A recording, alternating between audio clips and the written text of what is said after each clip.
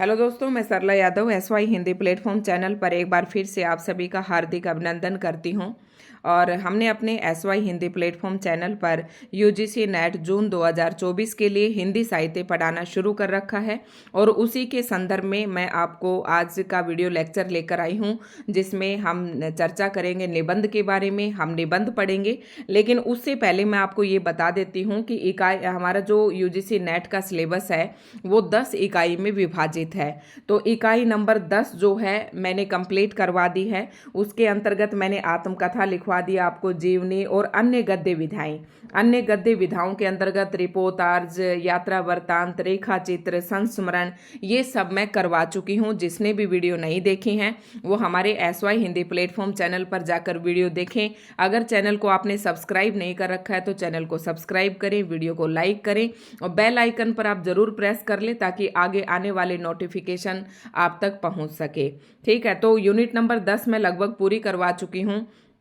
अब आपके दिमाग में ये आ रहा होगा कि मैम यूनिट नंबर 10 में तो ये भी हैं जो आप देख रहे हैं कि रामवृक्ष बेनीपुरी की माटी की मूर्ति। अब ये क्या है कि ये एक अलग एक विधा है। महादेवी वर्मा की ठकुरी बाबा, ये भी एक विधा है। तुलसी राम की मुर्दैया, ये पर्टिकुलर एक रचना दी गई है। जैसे कि शिवरानी देवी, ये जीवनी है प्रेमचंद घर में, तो ये क्या है, जीवनी है। इसी प्रकार से ये एक एक रचनाएं हैं। और पर्टिकुलर इन आप ये मत सोचना कि मैम ने तो ये इतना सारा लिखवा दिया, ये तो बस इतने ही हैं, फिर मैम ने इतना सारा क्यों करवा दिया, ये तो 7-8 रचनाएं हैं, हमें यही पढ़नी है। तो इस भ्रम में मत रहना। UGC नेट में आपके केवल इन 7-8 रचनाओं से काम चलने वाला नहीं है। आत्मकथाएं आपको सारी याद करनी है, जीवनी भी याद करनी है। इसी प्रकार से अन्य गद्य विधाएं भी जो मैंने करवाई हैं वो सारी आपको याद करनी है। अब रही बात इन पर्टिकुलर एक एक रचनाओं की, तो ये मैं एक एक बाद में करवाऊंगी जब हमारे पास समय रह जाएगा। ठीक है, अभी मैंने आपको जो ज़्यादा जो थी रचनाएं थी वो मैंने लिखवा दी हैं और आप वो याद कर लें और दिमाग से निकाल दें। जैसे कि हमने जीवनी पढ़ी थी तो उसमें प्रेमचंद घर में शिवरानी देवी, ये एक जीवनी आई थी। अब पर्टिकुलर इस जीवनी में क्या है ये मैं आपको अलग से एक एक क्लास में 2-2, 3-3 इकट्ठी करके करवा दूंगी। लेकिन हम पहले से एक बार थोड़ा जो मेन है उसे हम करते चलते हैं कि ये भी हमारे नहीं हो पाए तो भी आप एग्जाम में बैठने लायक हो जाएं। तो आज की इस वीडियो लेक्चर में हम बात करेंगे इकाई नंबर 10 पे, इकाई नंबर 9 पे। तो इकाई नंबर 10 हमारी कंप्लीट हो चुकी है और मेरा टारगेट है कि अप्रैल के महीने में इकाई नंबर 6, 7, 8, 9 और 10, ये पांचों इकाइयां जो है मैं संपूर्ण करवाने की कोशिश करूंगी। तो ठीक इसी प्रकार से इसमें भी मैं समझाना चाहूंगी कि हिंदी जो निबंध है वो जैसे कि पर्टिकुलर एक निबंध दिया हुआ है भारतेंदु जी का, दिल्ली दरबार दर्पण और भारतवर्ष उन्नति कैसे हो सकती है। ये पर्टिकुलर 2 निबंध है, इन्हें भी मैं सबसे अंत में पढ़ाऊंगी। और प्रताप नारायण मिश्र का जो निबंध है शिव मूर्ति, इसे भी मैं लास्ट में पढ़ाऊंगी। ठीक है, ये एक एक अध्याय के रूप में है कि इनमें मेन क्या बातें कही गई है। ये भी मैं ऐसे ही जैसे कि 2, 3, 4 ये हैं इकट्ठे एक वीडियो में बता दूंगी और बाकी जो बचेंगे फिर ये 1-2 वीडियो इनकी बना दूंगी। तो इसके बारे में आप चिंतित ना हो। इन सभी के मैं आपको पात्र, इनका उद्देश्य, तो इनमें जो महत्वपूर्ण कथन है वो सब बातें मैं आपको अलग से बता दूंगी। लेकिन पहले हम वो पढ़ लेते हैं क्योंकि समय अभी 2 महीने का ही है। तो ये सोचेंगे कि आप एग्जाम में बैठने लायक हो जाएं, आपकी तैयारी अच्छी हो। और देखो पर्टिकुलर जो ये दे रखे मैंने ये सब इतने बल्कि पढ़े भी नहीं थे। जो मैं आपको अभी तक करवा रही हूँ मैंने उसी टाइप से पढ़ा था और मेरा नेट आराम से क्वालिफाई हो गया था। तो आज के वीडियो लेक्चर में हम निबंध पढ़ेंगे और निबंध के जो विकास है वो कितने भागों में हुआ।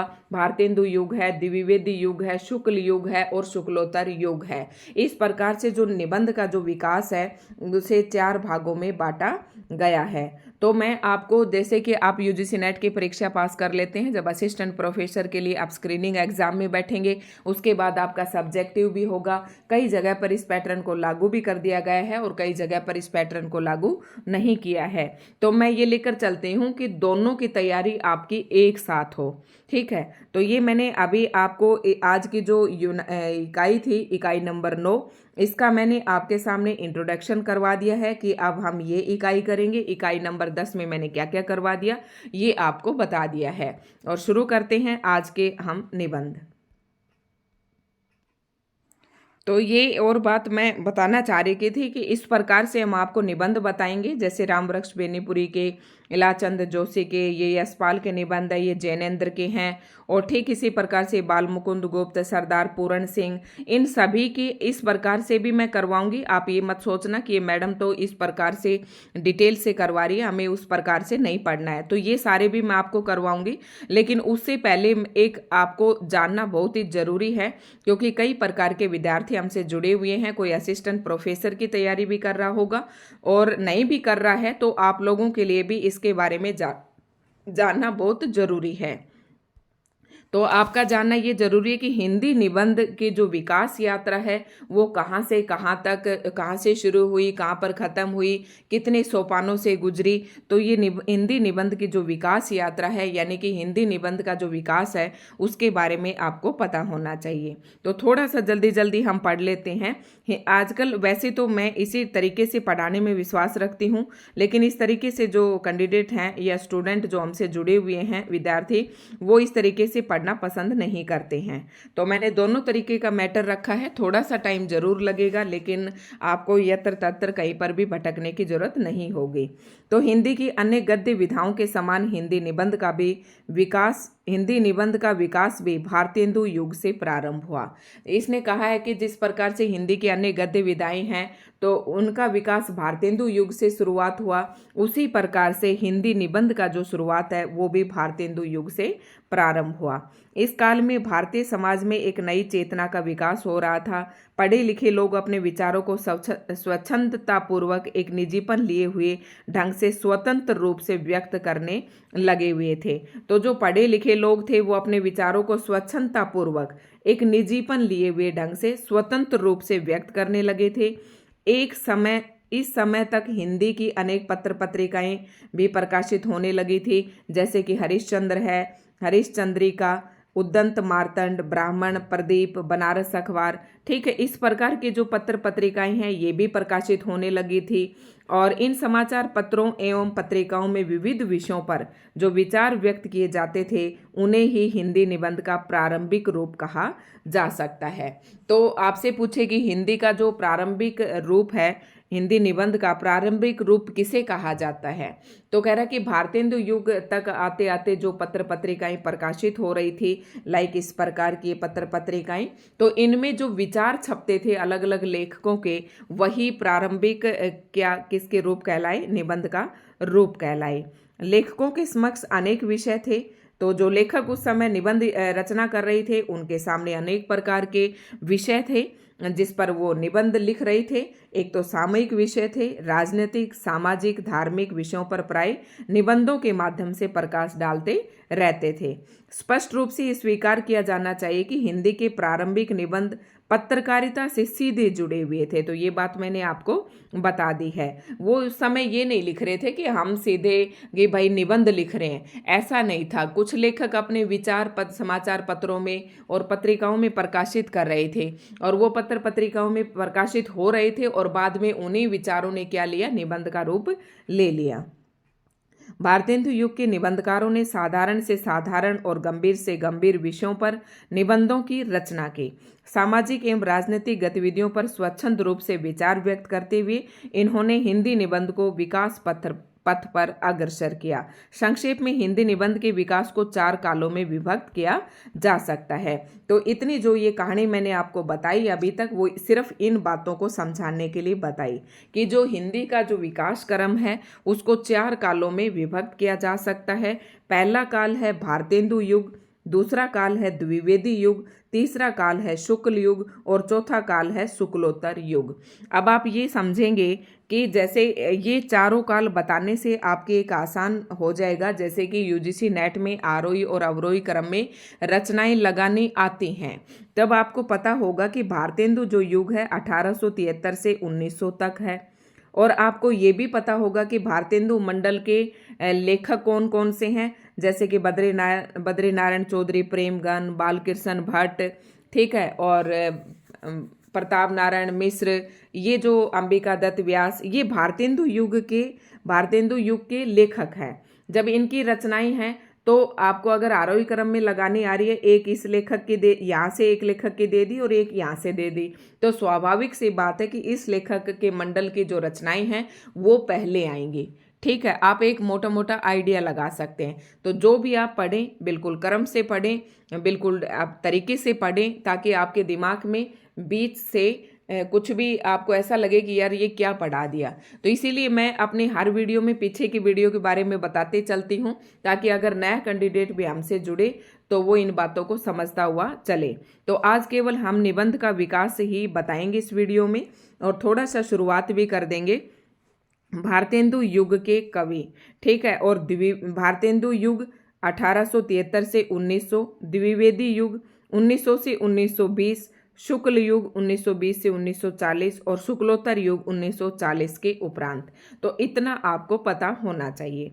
आप जैसे शुरुआत करते हैं, अब हमारे निबंध और उनके निबंधकार आ जाते हैं। ठीक है, निबंध और निबंधकार तो शुरू कर देते हैं। आज थोड़ा सा मैं करवा देती हूँ। आज भारतेंदु जी के तो कर ही लेते हैं, और नेक्स्ट वीडियो में फिर हम डाल देंगे। भारतेंदु हरिश्चंद्र तो ये निबंधकार हैं और ये इनके द्वारा लिखे गए निबंध है। अब भारतेंदु हरिश्चंद्र जी ने अनेक प्रकार के निबंध लिखे, जैसे कि पुरातत्व संबंधी, यानी कि जो हमारे पुराणों से संबंधित जो निबंध थे वो लिखे। फिर कुछ इतिहास से संबंधित निबंध लिखे, कुछ धर्म से संबंधित निबंध लिखे, और कुछ कला संबंधी निबंध लिखे। तो इस प्रकार से इनके निबंध जो है काफ़ी मात्रा में है, तो उनको इस तरीके से बांट दिया गया है। हो सकता है आपके पेपर में ये पूछ लें कि तदीय सर्वस्व भारतेंदु हरिश्चंद्र जी द्वारा रचित किस प्रकार का निबंध है, तो आप बताएंगे कि ये धर्म संबंधी निबंध है। ठीक है, या इसकी विषय वस्तु दी जाती है, तो विषय वस्तु को पढ़कर आप थोड़ा सा आइडिया लगा सकते हैं कि हाँ ये तो धर्म संबंधी बातें हो रही हैं, तो ये इसका विषय ये हो सकता है। तो देखो, आप डिटेल से पढ़ेंगे तो नुकसान तो इसमें कहीं पर भी नहीं है। भारतेंदु हरिश्चंद्र जी का शुरू करते हैं पुरातत्व संबंधी। तो रामायण का समय, फिर काशी और मणिकर्णिका, इन तीनों को आप याद कैसे रखेंगे कि पुरातत्व मतलब पुराने जो समय में से संबंधित जो निबंध हैं, तो रामायण बहुत पहले लिखी गई थी, काशी का जिक्र भी प्रारंभ में ही हो चुका था, और मणिकर्णिका इस प्रकार के नाम भी पहले होते थे। तो ऐसे याद रखेंगे, ये पुरातत्व संबंधी क्या है, भारतेंदु जी के निबंध हैं। दूसरे इनके निबंध आते हैं इतिहास संबंधी, जिसमें इतिहास के बारे में बातचीत हुई है। तो इतिहास संबंधी है कश्मीर कुसुम, बादशाह दर्पण, उदय पुरोदय आदि। तो याद कैसे रखेंगे इतिहास संबंधी। अब देखो, कश्मीर का जिक्र जो हमारे स्टेट हैं, तो हम इतिहास के अंदर इनका नाम पढ़ते हैं। बादशाह दर्पण, इतिहास के बारे में अनेक बादशाहों के, अनेक राजाओं का जिक्र सुनते हैं, और अनेक बादशाहों का क्या हुआ, उदय हुआ और पुरोदय हुआ। ठीक है, तो कश्मीर कुसुम, बादशाह दर्पण, उदय पुरोदय, ये क्या है, इनके इतिहास संबंधी क्या है, निबंध हैं। धर्म संबंधी तदीय सर्वस्व, ये शब्द इनका बहुत ही महत्वपूर्ण है, क्योंकि इन्होंने एक तदीय समाज की स्थापना भी की थी, 1874 में की थी, और ये भी काफ़ी प्रश्न पूछा जाता है। वैष्णवता, भारतवर्ष आदि, तो ये इनके हैं, धर्म से संबंधित हैं। आप ये याद रखें या ना रखें, लेकिन ये शब्द आप जरूर ध्यान रखें, एक प्रश्न यहाँ से जरूर पूछा जाता है। अब आता है कला संबंधी। तो कला संबंधी कौन कौन से हैं, अगर कोई स्टूडेंट इनको इस प्रकार से नहीं बांटना चाहता है तो सीधे लिख ले। कला संबंधी है संगीत सार, जातीय संगीत, तो दोनों में संगीत का नाम आ रहा है, तो संगीत एक कला है और ये कला से संबंधित है। नेक्स्ट आता है, अभी और भी हैं, हम भारतेंदु जी के आज पूरे कर लेंगे।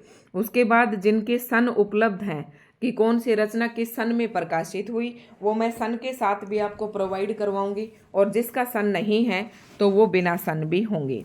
नेक्स्ट है भारतेंदु जी का ही यात्रा संबंधी, तो वैद्यनाथ की यात्रा। ठीक है, ऋतु संबंधी निबंध कौन सा लिखा भारतेंदु हरिश्चंद्र जी ने, ऋतु बसंत ऋतु होती है, ग्रीष्म ऋतु होती है और वर्षा काल, तो ये 3 निबंध हैं जो ऋतु संबंधी हैं। जीवन चरित्र संबंधी, तो जयदेव का जीवन चरित्र, सूरदास का जीवन चरित्र, बीबी फातिमा, 5वें पैगंबर, किसी के जीवनी संबंधी मतलब जीवन चरित्र का वर्णन किया है, किसी व्यक्ति विशेष के जीवन का वर्णन किया है, उसके चरित्र का वर्णन किया है।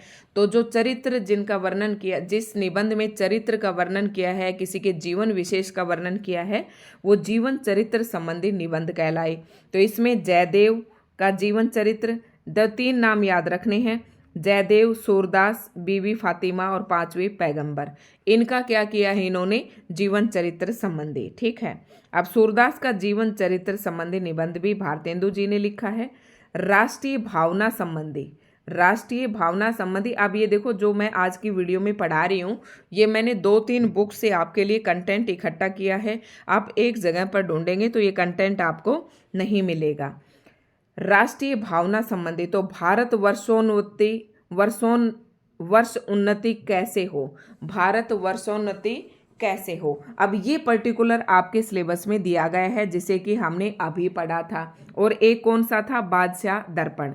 एक बादशाह दर्पण आपने अभी जो इतिहास के पढ़े थे वहां पर पढ़ा था, बादशाह दर्पण।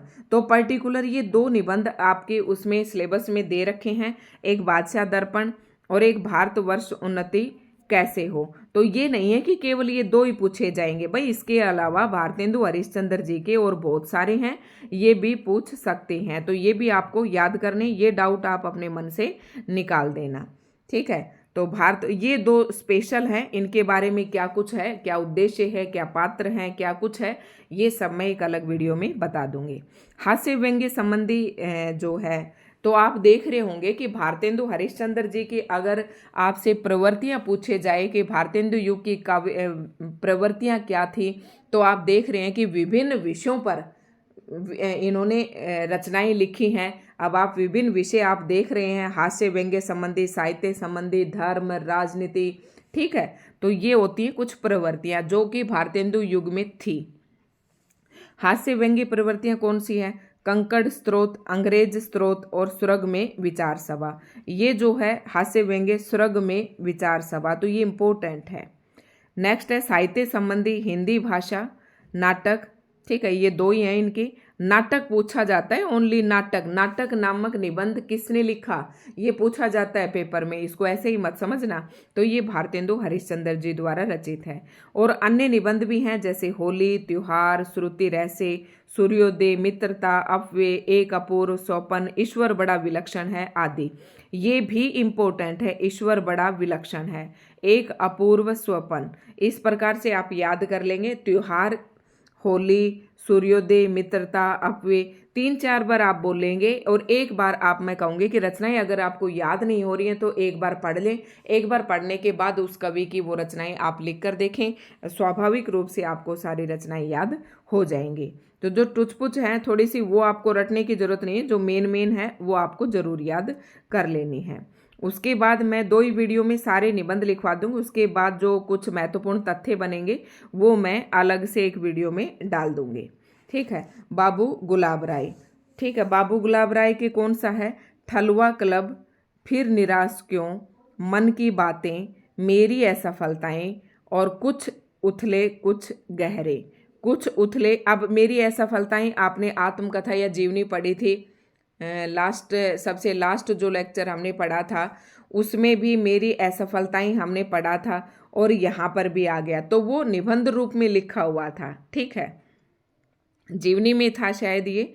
तो अब क्या है, बाबू गुलाब राय के निबंध है ठलुआ क्लब, इंपॉर्टेंट है, यहाँ से रचना एक जरूर पूछी जाती है। ठलुआ क्लब, फिर निराश क्यों, मन की बातें, मेरी असफलताएं, कुछ उथले कुछ गहरे। कह रहा है बाबू गुलाब राय जी कहते हैं, भाई फिर निराश क्यों हुआ जाए, हम तो मन की बातें कर रहे हैं, वो मन की बातों में कुछ असफलताएं हैं, कुछ उथली हुई बातें हैं और कुछ गहरी बातें हैं, और ये सारी बातें ठलुआ क्लब पर बैठकर कर रहे हैं। इस तरीके से आप ट्रिक बना सकते हैं। नेक्स्ट है बाबू श्याम सुंदर दास। तो बाबू श्याम सुंदर दास, साहित्य लोचन, इंपॉर्टेंट रचना है, काफ़ी बार एग्जाम में पूछी जाती है। समाज और साहित्य, कला का विवेचन, कर्तव्य और सभ्यता। ये थोड़े से निबंध के नाम आपको अटपटे लगेंगे, लेकिन आपको याद कर लेने हैं, क्योंकि यही नाम जो है जब आप आलोचना पढ़ेंगे तो आलोचना में भी अधिकतर नेम जो है आपको देखने को मिलेंगे। तो बाबू श्याम सुंदर दास की साहित्य लोचन, समाज और साहित्य। देखो साहित्य, समाज और साहित्य में क्या किया है इन्होंने, यानी कि साहित्य में इन्होंने क्या किया है, अपनी कला का विवेचन किया है और यही इसका कर्तव्य था। इस प्रकार से आप याद कर लें। माखनलाल चतुर्वेदी इम्पोर्टेंट है ये भी, और अधिकतर कैंडिडेट विद्यार्थियों को इस बात का पता भी नहीं रहता।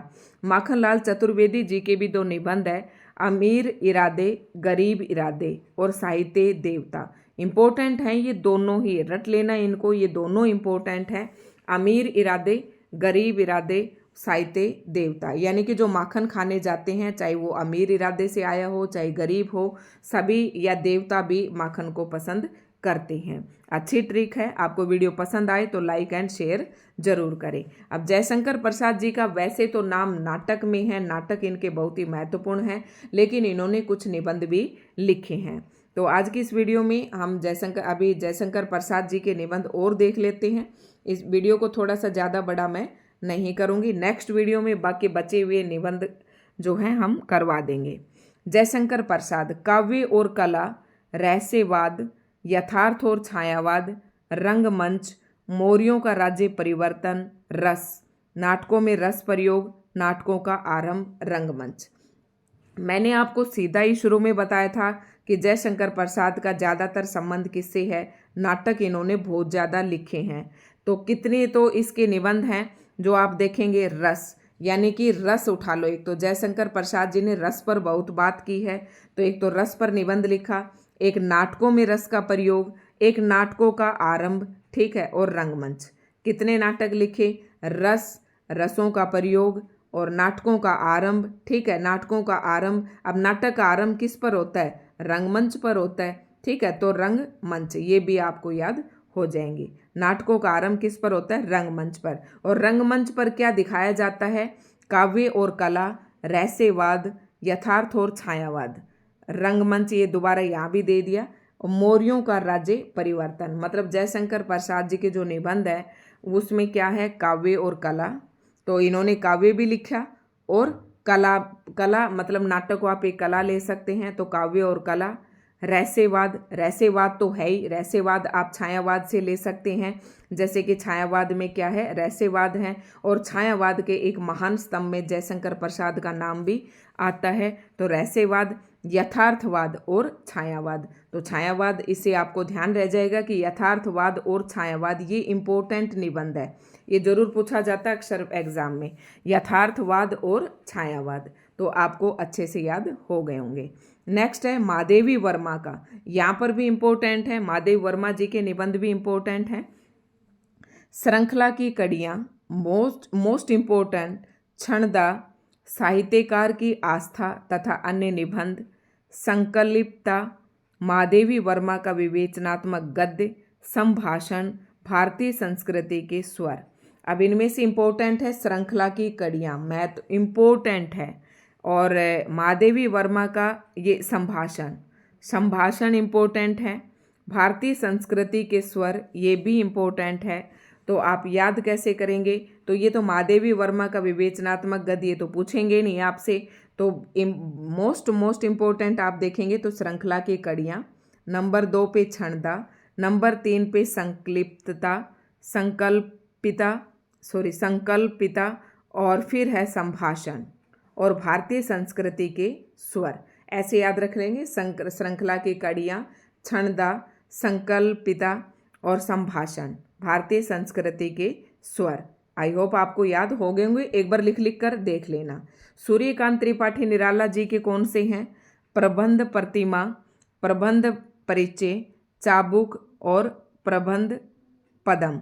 अब आपने देखा होगा कि सूर्यकांत त्रिपाठी में प्रबंध सारे किससे जुड़े हुए हैं, प्रबंध नाम से जुड़े हैं, तो प्रबंध प्रतिमा, प्रबंध परिचय और प्रबंध पदम, पैसे ही हैं सारे। देखो, प्रबंध, प्रतिमा, परिचय और पदम, प्रबंध लिखकर उसके आगे पदम, फिर परिचय और फिर प्रतिमा, तीनों हो गए। और एक कौन सा है, चाबुक, ये आपको याद हो गए होंगे, ठीक है। उसके बाद आता है सुमित्रा नंदन पंत। सुमित्रा नंदन पंत, तो ये मैंने बताया था 60 वर्ष एक रेखांकन, ये हमने पढ़ा था। 60 वर्ष एक रेखांकन, 60 वर्ष और अन्य निबंध, प्रकृति का अंचल, विकास सूत्र और अंतः संघर्ष, नव मानवता का स्वपन, मेरे जीवन के प्रेरक ग्रंथ, मेरी साहित्यिक मान्यताएं। अब यहाँ से आपको याद कैसे करेंगे, याद कैसे करेंगे, ये सुमित्रा नंदन पंत जी के हैं, तो ये इम्पोर्टेंट है, याद रखना है आपको। 60 वर्ष एक रेखांकन, सुमित्रा नंदन पंत जी जो है 60 वर्ष के हो गए हैं, तो और फिर 60 वर्ष के होने के बाद नव मानवतावाद का सोपन है, मेरे जीवन के प्रेरक ग्रंथ, इस प्रकार के। और नेक्स्ट आप करेंगे प्रकृति का अंचल, और ये याद रह जाएगा, दो तो 60 वर्ष से ही, 60 वर्ष एक रेखांकन, 60 वर्ष एक अन्य निबंध, दो हो गए। फिर 60 वर्ष के बाद प्रकृति का अंचल में झांकते हैं, विकास सूत्र और अंतः संघर्ष ये रहने देना, ये इम्पोर्टेंट है, नव मानवतावाद का सोपन। तो इस प्रकार से इनके जो इम्पोर्टेंट है ये तो यही है, 60 वर्ष एक रेखांकन, नव मानवतावाद का सोपन, और यहाँ से आप थोड़ा सा और ध्यान में देंगे तो ये भी आपको याद हो जाएंगे। नेक्स्ट मोस्ट इम्पोर्टेंट है राम वृक्ष बेनीपुरी, माटी की मूर्तें, माटी की मूर्तें कब प्रकाशित हुआ, 1941 से 45 ईस्वी, और वंदे वाणी विनायको, ये दोनों ही निबंध इम्पोर्टेंट हैं। राम जो है अपनी माटी, आपको पता है जब ये अयोध्या छोड़कर गए थे तो एक मिट्टी की डली जो है उन्होंने छोटी सी उठा ली थी और उसी की क्या की थी, वंदना की थी, वंदे वाणी विनायको। ठीक है। नेक्स्ट है इलाचंद्र जोशी, तो इलाचंद्र जोशी का कौन सा है, साहित्य सृजना, विवेचना, विश्लेषण, साहित्य चिंतन, देखा परखा। इतने महत्वपूर्ण नहीं है, अगर आप करना चाहें, आप लिखना चाहें तो आप इन्हें लिख सकते हैं। नेक्स्ट है जैनेन्द्र का, इसका मैंने भी याद किया था और ये भी याद किए थे, ये महत्वपूर्ण है। यशपाल न्याय के लिए संघर्ष करता है, यशपाल न्याय का संघर्ष, बात बात में बात, देखा सोचा समझा। ठीक है, न्याय मतलब यशपाल ने सब कुछ देखा सोचा और समझा, और फिर बात ही बात में बात की कि उसे न्याय के लिए संघर्ष करना चाहिए। देखो कितनी आसान आपको ट्रिक मैंने बता दी है। नेक्स्ट है जैनेन्द्र। ठीक है, जैनेन्द्र इम्पोर्टेंट है, प्रस्तुत प्रश्न, जड़ की बात, पूर्वोदय, साहित्य का श्रेय और प्रेय, और भी हैं इनके। तो प्रस्तुत बात, जड़ की बात, जड़ की प्रस्तुत प्रश्न याद करेंगे कौन सा, जैनेन्द्र ने कुछ प्रश्न प्रस्तुत किए और जड़ की बात कही पूर्वोदय से पहले, और साहित्य का श्रेय और प्रेय, और भी हैं इनकी, काफ़ी निबंध हैं इनके और अक्सर पेपर में पूछे जाते हैं, इम्पोर्टेंट भी हैं, याद करने हैं सारे आपको। साहित्य का श्रेय और प्रेय इम्पोर्टेंट हैं वो सारे। फिर मंथन, सोच विचार, काम, प्रेम और परिवार ये छोड़ देना, समय और हम, साहित्य और संस्कृति, तो ये इनके इम्पोर्टेंट हैं। और आज हम यहीं तक ही पढ़ेंगे, फिर हम नेक्स्ट वीडियो में जो बाकी बचे हुए हैं वो हम नेक्स्ट वीडियो में करेंगे। अभी काफ़ी हैं हमारे पास, और काफ़ी वीडियो अगर 2 बनी तो मैं 2 बना दूंगी, 3 बनी तो 3 बना दूंगी, लेकिन आपको आराम से और थोड़े थोड़े करवाएंगे ताकि आपको याद होते चले जाए। तो ये था आज की वीडियो में। दोस्तों आपको आज की वीडियो कैसी लगी, तो कमेंट नहीं करते हैं बच्चे, कमेंट करके नहीं बता रहे हैं कि मैम वीडियो कैसी लगी, तो आप कमेंट करके ज़रूर बताएं, मुझे उनसे मोटिवेशन मिलता है और भी अच्छी ट्रिक के साथ और बेहतरीन तरीके से मैं पढ़ाने का प्रयास करूँगी।